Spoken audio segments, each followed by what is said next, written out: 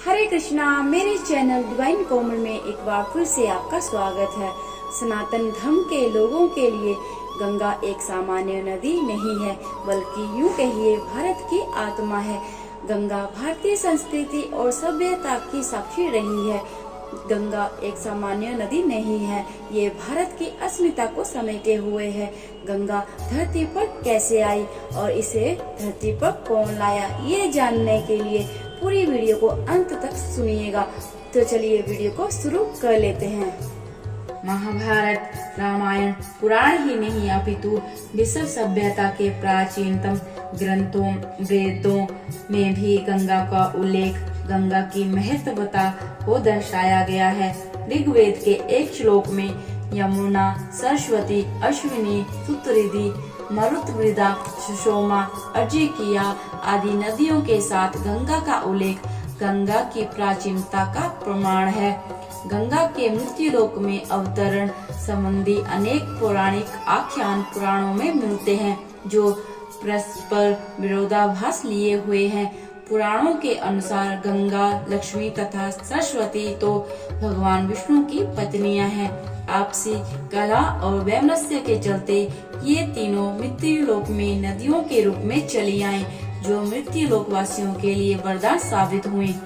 ये तीनों नदियां गंगा, पद्मा और सरस्वती के सलिल से भारत भूमि धन धान्य से परिपूर्ण हुई। गंगा की उत्पत्ति के विषय में एक और लोकप्रिय कथा सुनने में आती है। महर्षि नारद को अपने संगीत ज्ञान पर बहुत अहंकार था। वे सोचते थे कि उनके जैसा कोई संगीतज्ञ नहीं है। इस अहंकार के चलते वे उटपटांग ढंग से संगीताभ्यास करते, जिसके चलते राग रागिनियां विकलांग होती गई।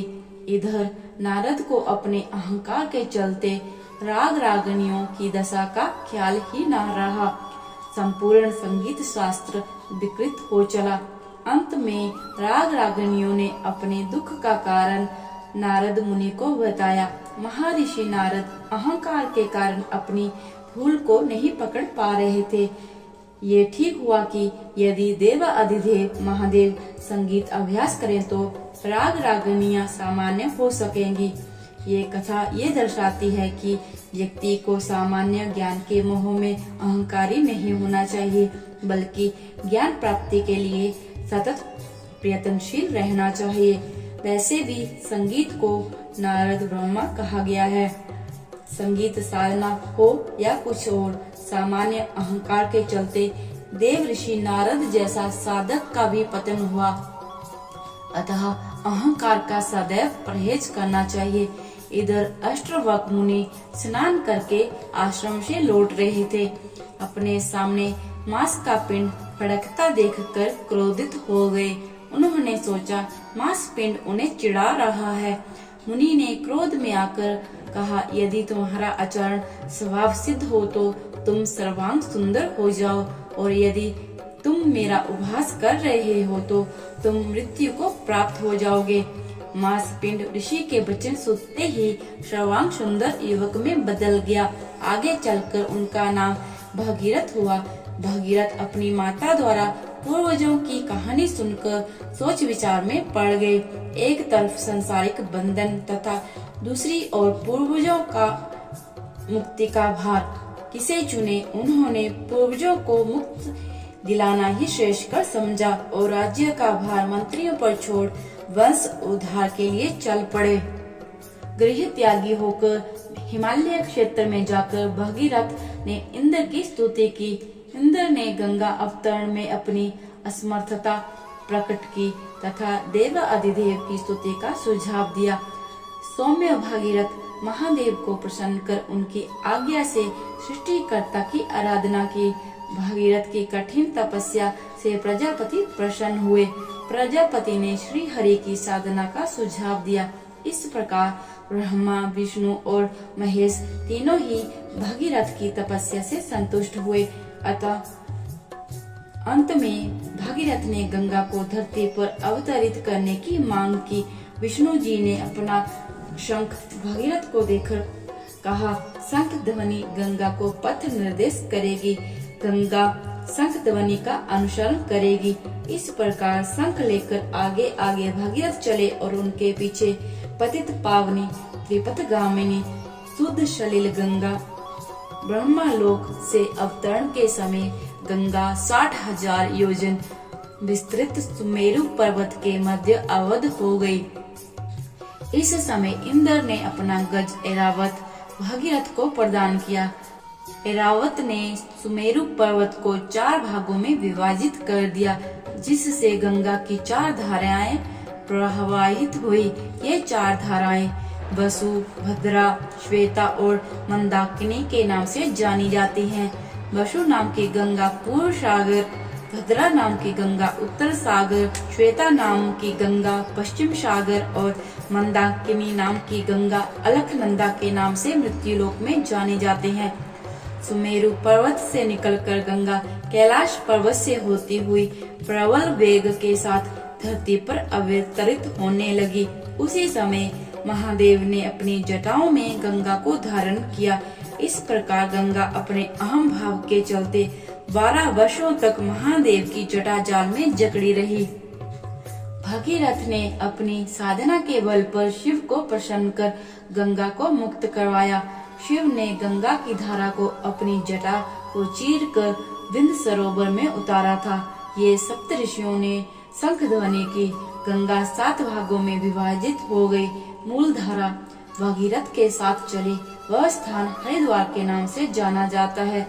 हरिद्वार के बाद गंगा की मूल धारा भगीरथ का अनुसरण करते हुए त्रिवेणी, प्रयागराज, वाराणसी होते हुए जहू मुनि के आश्रम पहुंची। भागीरथ की बाधाओं का यहाँ भी अंत न था। संध्या समय भागीरथ ने वहीं पर विश्राम करने की सोची, परंतु विधाता ने ऐसा रचा ही कहा था। संध्या आरती के समय जहू मुनि के आश्रम में शंख ध्वनि हुई। शंख ध्वनि का अनुसरण कर गंगा ने जहू मुनि का आश्रम बहा ले गई। ऋषि ने विचलित होकर अपने तेज के बल पर गंगा को एक चुल्लू में ही पान कराया। भगीरथ आश्चर्यचकित होकर प्रार्थना करने लगे। उसके बाद गंगा गा मुनि के कर्ण विवरों से अवतरित हुई। गंगा यहाँ जहावी के नाम से प्रसिद्ध हुई। कौतूहलवश जहू मुनि की कन्या पद्मा ने भी शंख ध्वनि की। पद्मा वरीधारा परिणित हो गंगा के साथ चली। मुर्शिदाबाद के धुलियान के पास भगीरथ दक्षिण मुखी हुए। गंगा की वारीधारा पद्मा का संग छोड़कर शंख ध्वनि के आकर्षण से दक्षिण मुखी हो गई। पद्मा पूर्व की ओर बहते हुए वर्तमान बांग्लादेश को धन धान्य से पूर्ण किया। दक्षिण गामिनी गंगा भगीरथ के साथ महामुनि कपिल के आश्रम तक पहुंची।